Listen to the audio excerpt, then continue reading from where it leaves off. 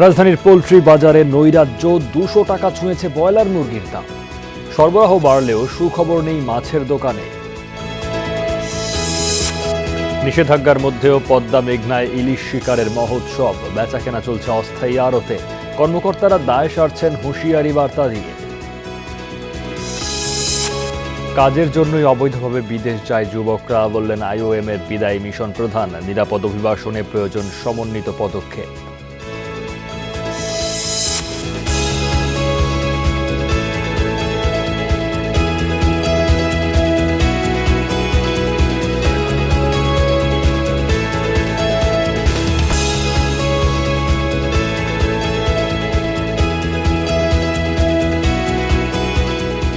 এতক্ষণ শিরোনামগুলো শুনছিলেন, আপনাদের সাথে আছি আমি সৌমিত্র শুভ্র। দাম নিয়ে নতুন জটিলতা আমিষের বাজারে। আগুন লেগেছে মুরগির দোকানে। কয়েকদিনের ব্যবধানে কেজিতে 60 থেকে 70 টাকা বেড়ে গেছে ব্রয়লার মুরগির দাম। মাছের দোকানেও সুখবর নেই, সেখানেও দাম বেশ চড়া।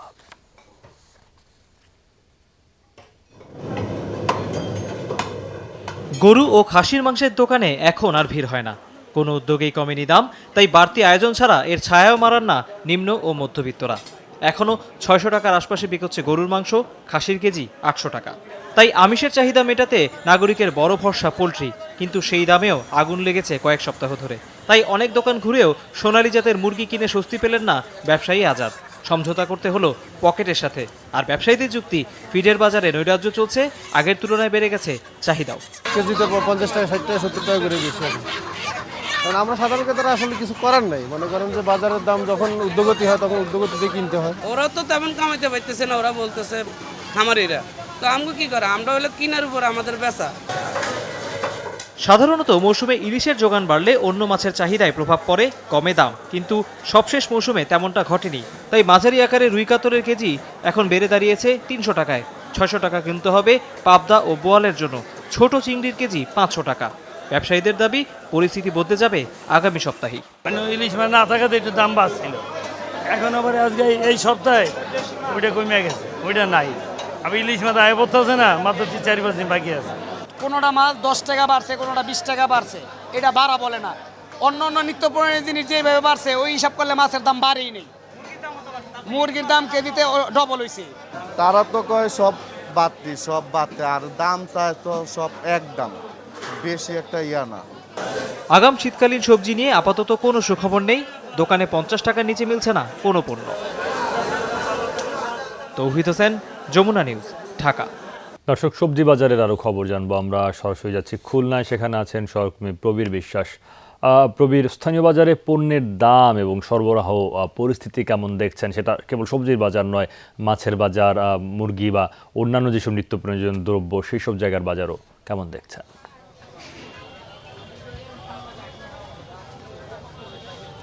সব পণ্যেরই দ্রব্যমূল্য ঊর্ধ্বগতি। সৌমিত্র, যদি বলি, আমরা আছি গল্লামারি বাজারে। যদি একটু দেখাই, সবজির সরবরাহ কম রয়েছে। বিক্রেতা যারা রয়েছে তারা বলেছে গেল সপ্তাহে ভারী যে বর্ষণটি হয়েছে সপ্তাহব্যাপী, সে কারণে অনেক সবজি ক্ষেত তলিয়ে গেছে। আবার যে সমস্ত শীতকালীন আগাম সবজি রয়েছে সেগুলোর ক্ষেত নষ্ট হওয়ার ফলে কিন্তু বাজারে সবজি সরবরাহ কম রয়েছে। যে বাজারে আছে, যদি আমরা বলি যে পটল 40 টাকা, বেগুন 70 টাকা, আলু যেমন যদি বলি যে ওলকপি 100 টাকা, সেগুলো ঊর্ধ্বমূল্য। যেমন যদি বলি যে ওলকপি, যে সমস্ত সবজি রয়েছে সবই কিন্তু এগুলো চড়া মূল্যে। এছাড়া মাছ, মাংস এগুলো কয়েকদিন ধরে সরবরাহ কম রয়েছে। কারণ তারাও বলেছে যে বৃষ্টির কারণে অনেক ক্ষেতি তলিয়ে গেছে, অনেক ঘের ভেসে গেছে। সে কারণে মাছ যেভাবে ধরার কথা ছিল, মাছ যেভাবে। সরকারি নিষেধাজ্ঞা অমান্য করেই ইলিশ শিকার আর বিক্রির হাট বসছে পদ্মা মেঘনার চরাঞ্চলে। কাশফুল দেখার নামে পর্যটকরা রীতিমতো ইলিশের বনভোজন সারছেন তীরবর্তী এলাকাগুলোয়। নদীর চরে অস্থায়ী আড়ত বানিয়ে মোবাইলে চলছে বেচাকেনা। নানা উপায়ে এইসব জায়গায় পৌঁছে যাচ্ছেন রসনা বিলাসীরা। নজরদারির অভাবে নদী ও চরগুলো এখন ইলিশ বিনাশীদের উৎসব কেন্দ্র। ইলিশ সংরক্ষণে সরকারের 22 দিনের নিষেধাজ্ঞা সহ বিশেষ অভিযান চলছে। অথচ এই ছবি দেখে তা বোঝার উপায় নেই। রীতিমতো ইলিশের হাট বসেছে এখানে। নদী ও চরগুলোতে নজরদারি না থাকায় জেলেরা নেমে পড়েছে নদীতে। মাদারীপুরের শিবচর, শরীয়তপুরের জাজিরা, মুন্সিগঞ্জের লৌহজং, ঢাকার দোহার, ফরিদপুরের সদরসহ পদ্মা নদীর বিস্তীর্ণ জলরাশি ও চরগুলোতে ইলিশ নিধনের মহোৎসব চলছে। 8টা বাজে নামছি, আসছিল 4টা বাজে। একবার এই যে ভোলার থেকে এই পর্যন্ত শুরু করে যতটা ঘাট আছে এই ধারে যতদূর পর্যন্ত যাবেন ইলিশ পাওয়া যায় এত পর্যন্ত এরকম বিক্রি হয়। ওই পাশে আরো দাদন দিছে, দেখো টোলা লাগবে না, দাদনে মাছ আরো দিবে। চরের যে এলাকাগুলোতে সড়ক যোগাযোগ নেই সেখানেই বসছে বাজার। কাশবনের আড়ালে গড়ে তোলা হয়েছে জেলেদের আবাসস্থল আর আড়ত। কাশফুল দেখতে আসা পর্যটক আর পিকনিক পার্টির নতুন আকর্ষণ ইলিশ ভোজন। দেখি এখানে মাছ পাওয়া যায়, এই করা মাছ কিনছি, ছোট মাছ, বড় মাছ কিনতে পারি না, সাথে গুলো নাই, এই জন্য আমরা কিনতে করতেছি এগুলো নিয়ে।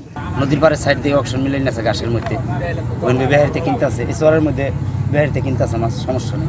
এখানটা সব পানি এককালে এই চাঁদপুর হইতে সব পানি। এই যখন অবস্থা তখন নিরুপায় প্রশাসন কর্তারা দায় সারছেন অসহায় আহ্বান আর হুঁশিয়ারি বার্তা দিয়ে। নির্দেশ অমান্য করে নদীতে মাছ ধরেছে তাদেরকে বিভিন্ন মেয়াদে কারাদণ্ড প্রদান করা হয়েছে। আমরা দুটো স্পটে ইতিমধ্যে সেই অস্থায়ী স্থাপনাগুলোকে আমরা গুড়িয়ে দিয়েছি। আমরা কারেন্ট জাল পেয়েছি, সেই কারেন্ট জালগুলোকে আমরা জব্দ করেছি। মা ও জাটকা ইলিশ রক্ষায় সার্বক্ষণিক নৌটহল এবং স্থায়ী ফাঁড়ি বসানোর কথা জানিয়েছে প্রশাসন। আমিন বাবু, যমুনা নিউজ। মূলত কর্মসংস্থানের জন্যই অবৈধভাবে বিদেশে পাড়ি জমায় বাংলাদেশের যুবকরা। ঝুঁকিপূর্ণ এই যাত্রা রোধে সরকারের সংশ্লিষ্ট সংস্থাগুলোর সমন্বিতভাবে কাজ করার সুযোগ আছে, এমনটাই মনে করেন আইওএমের বিদায়ী মিশন প্রধান গিওরগি গিগাউরি। সহকর্মী আহমেদ রেজার সাথে আলাপচারিতায় এদেশের উন্নয়নের প্রশংসা করেন তিনি। একদিকে বিশ্বের সবচেয়ে বড় শরণার্থী ঢল, অন্যদিকে করোনা মহামারী। বাংলাদেশে দুই সংকট খুব কাছ থেকেই দেখেছেন আইওএমের মিশন প্রধান গিওরগি গিগাউরি। During COVID, I witnessed firsthand how people act in a crisis situation. So the main message about the people and the nation that I take away with me is that of resilience, how strong the people are. তার পরবর্তী mission Iraq. বিদায়ের আগে যমুনা টেলিভিশনকে জানিয়ে গেলেন এখানে অভিবাসন বিষয়ে তার অভিজ্ঞতা। I have received absolutely unique professional experience in Bangladesh because we've been not just through the refugee crisis in Cox's Bazar but also during COVID. We didn't just sit at home having meetings online. We were out there on the checkpoints inside the camps actually assisting the government in this public health emergency response. গিওরগি মনে করেন প্রত্যাবাসনেই রোহিঙ্গা সংকটের উত্তরণ। প্রশংসা করেন সরকারের আন্তরিকতার। These refugees need to go back to their homes because this is what they want, this is what the government of Bangladesh wants, this is what we want. Bangladesh is already working very, very hard, and this is a government-to-government negotiation process. It's the government that decides where refugees are accommodated. Our job is to assist the refugees.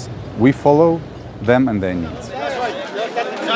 বাংলাদেশে নিরাপদ অভিবাসন নিয়ে কাজ করার অনেক জায়গা দরকার, সংস্থাগুলোর মধ্যে সমন্বয়, বলছিলেন আইওএমের এই কর্মকর্তা। Yes, job is absolutely critical. You need to have a job, you need to have income, you need to have your livelihood. Part of the solution is local employment. Another part of the solution is ensuring that the migration process is regular, safe and dignified. Bangladeshi labor migration is successful, otherwise they wouldn't go, right? But there is a significant minority that are exploited, and that's where we come in to try to assist. এদেশের মাটি, বায়ু আর সবুজ জায়গা করে নিয়েছে তার ভেতরে।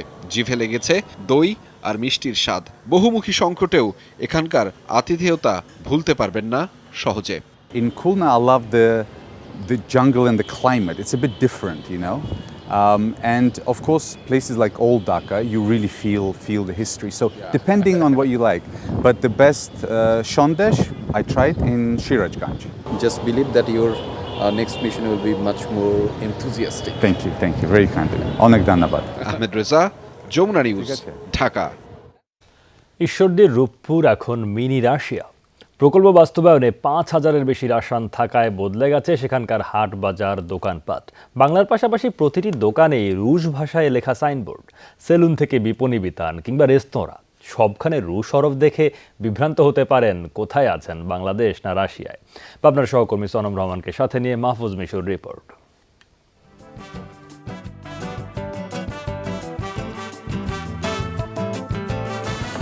এসব সাইনবোর্ড দেখে কে বলবে এটা বাংলাদেশ? যুক্তরাষ্ট্রের মতো দেশে যেমন লিটিল বাংলাদেশ বা লিটিল ইন্ডিয়া, ঠিক তেমনি ঈশ্বরদীর রূপপুর হয়ে গেছে এক টুকরো রাশিয়া।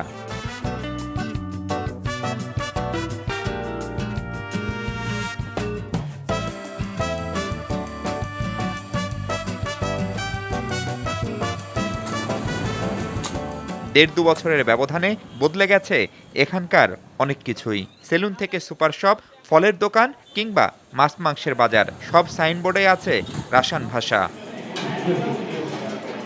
এমনকি আবাসিক এলাকা, রেস্টুরেন্ট কিংবা চায়ের আড্ডা, সবখানে স্বতঃস্ফূর্ত উপস্থিতি রাশানদের। দোকানিদের সাথে তারা যেমন কথা বলছেন বাংলায়, ঠিক তেমনি অনেক দোকানেও আয়ত্ত করেছেন রাশান ভাষা।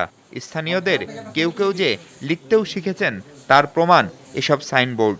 তাদের সাথে কথা বলতে বলতে আমরা কিছু কিছু শিখে গেছি, এই তাদের হিসাব করে আমাদের হিসাব করে বেচা কিনা করি। আমি ভাষাটুকু আয়ত্ত করতে পারছি, আমি ভাষা বুঝি এবং বলতে পারি। মনে হয় যে ওরা রাশিয়ানদের এলাকা হয়ে গেছে। এটা আমিও ভাষা শিখছি, আমার মতো এখানে অনেকেই ভাষা শিখে। এখানে মনে হয় এরা সবাই বন্ধুর মতো। রূপপুর পারমাণবিক প্রকল্প বাস্তবায়নে কাজ করছেন এসব রাশান। খাপ খাইয়ে নিয়েছেন এদেশের পরিবেশের সাথে। ব্যবসা বাণিজ্য, কর্মসংস্থানের পাশাপাশি হচ্ছে সংস্কৃতি বিনিময়। ধন্যবাদ দেওয়া বা তাকে ওয়েলকাম জানানো, তাদেরকে বিদায় জানানো, এইগুলা সবাই জানে। রূপপুর প্রকল্পের কারণে আমাদের এই শাহপুরের এই এলাকাটা আমাদের কাছে দেখে মনে হয় যেন এক টুকরো রাশিয়া। রাশিয়ান বেসিক একটা রেস্টুরেন্ট পায়, রাশিয়ান সম্পূর্ণ গেস্টগুলা আমাদের উপরে খুব খুশি। আমাদের সঙ্গে যে একটা ভালোবাসা, বন্ধুত্ব হয়ে গেছে এখন বর্তমানে, ওদের সাথে চলাফেরা করতে গেলে অনেক ভালো লাগে আমাদের। ওরাও খুব আনন্দের সাথে কেনাকাটা করতেছে, বাংলা বলতেছে। দায়িত্বশীলরা উচ্ছ্বসিত, চোখের সামনে বদলে যাওয়া রূপপুর দেখে। আমরা একটা টেকনোলজি আত্মস্থ করলাম, একটা কালচার আত্মস্থ করলাম, এবং ডেফিনেটলি সেটা আমাদেরকে সমৃদ্ধ করছে। কোনো ওয়ার্কার এখন সাইকেলে আসে না, most of the worker bike আছে, বাইকে আসে। এবং রাশিয়ানরা বলছিল যে সেই ওয়ার্কার যেদিন পাওয়ার প্ল্যান্ট কনস্ট্রাকশন শেষ হবে দেখবেন কতিপয় ওয়ার্কারের গাড়ি হবে 4 চাকা।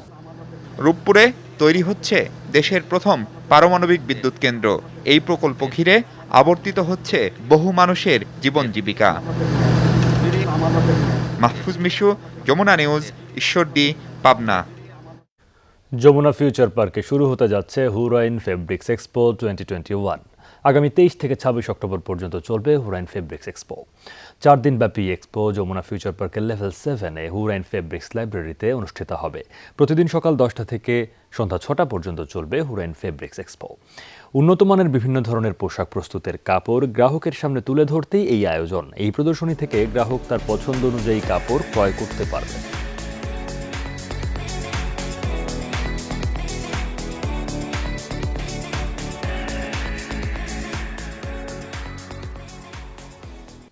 বিশ্বের সর্ববৃহৎ নাগরদোলার উদ্বোধন করল দুবাই। বৃহস্পতিবার আইন দুবাই বা দুবাইয়ের চোখ নামের হুইলটি জনসাধারণের জন্য খোলা হয়। 850 ফুটের বেশি উচ্চতার নাগরদোলায় একসাথে চড়তে পারবেন 1750 জন দর্শনার্থী। বাংলাদেশি মুদ্রার 3000 টাকা থেকে শুরু টিকিটের দাম। আতশবাজির আলোকছটায় উদ্বোধন হলো পৃথিবীর সর্ববৃহৎ নাগরদোলার। আইন দুবাই আরবীয় নামটির শাব্দিক অর্থ দুবাইয়ের চোখ, যার ওপর থেকে দুবাইয়ের 360 ডিগ্রি ভিউর পাশাপাশি দেখা যাবে আরব উপসাগরও। 850 ফুট উচ্চতার নাগরদোলায় রয়েছে 48টি বিলাসবহুল কেবিন, যার প্রতিটিতে 40 জনের মতো অতিথি উঠতে পারবেন। একবারে চড়তে পারবেন 1750 জন। ঘোরা যাবে 38 মিনিট। সূর্যাস্তের সময় খুবই দুর্দান্ত লাগছে নাগরদোলাটি। কিছুক্ষণের মাঝে শুরু হবে আতশবাজির খেলা। পৃথিবীর সবচেয়ে উঁচু হুইল দেখা এবং সেটিতে চড়ার অভিজ্ঞতা সত্যিই অদ্ভুত। পৃথিবীর সর্ববৃহৎ নাগরদোলার উদ্বোধনী দিনে উপস্থিত থাকাটাও ভাগ্যের ব্যাপার। আমরাও ইতিহাসের সাক্ষী হয়ে গেলাম। টেমস নদীর তীরে লন্ডনের বিখ্যাত হুইলের তুলনায় আকার উচ্চতায় আইন দুবাই 8 গুণ বড়। বানাতে লেগেছে 11,200 টন ইস্পাত, যা আইফেল টাওয়ারের তুলনায় 33% বেশি। নাগরদোলাটি বানাতে কাজ করেছে ব্রিটেন, ফ্রান্স, জার্মানি, সংযুক্ত আরব আমিরাতের মতো 10 দেশ। মৌলি ইসলাম, যমুনা নিউজ। বিশ্বের 46 দেশের পর্যটকদের সুখবর শোনালো থাইল্যান্ড। করোনা ভ্যাকসিনের 2 ডোজ টিকা নিশ্চিত করলে থাকতে হবে না কোয়ারেন্টাইনে। বৃহস্পতিবার দেশটির প্রধানমন্ত্রী প্রায়ুত চান-ও-চা জানান, করোনার সংক্রমণ কম বিশ্বের এমন 46 দেশের পর্যটকরা পাবেন এই সুযোগ। তবে এই তালিকায় নেই বাংলাদেশ। আগামী 1 নভেম্বর থেকে কার্যকর হবে নতুন সিদ্ধান্ত। 2 ডোজ টিকা নেওয়া থাকলেও ভ্রমণের আগে করোনার নেগেটিভ সনদপত্র দেখাতে হবে।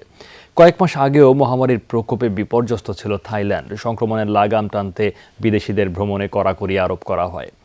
বর্তমানে সংক্রমণের হার কিছুটা কমে আসায় বিধিনিষেধের শিথিলতা এনেছে থাইল্যান্ড। দেশটির আয়ের বড় অংশ পর্যটক খাত থেকে আসে। কোভিডের ধাক্কা সামলাতে তাই নতুন নতুন সিদ্ধান্ত নেওয়া হচ্ছে।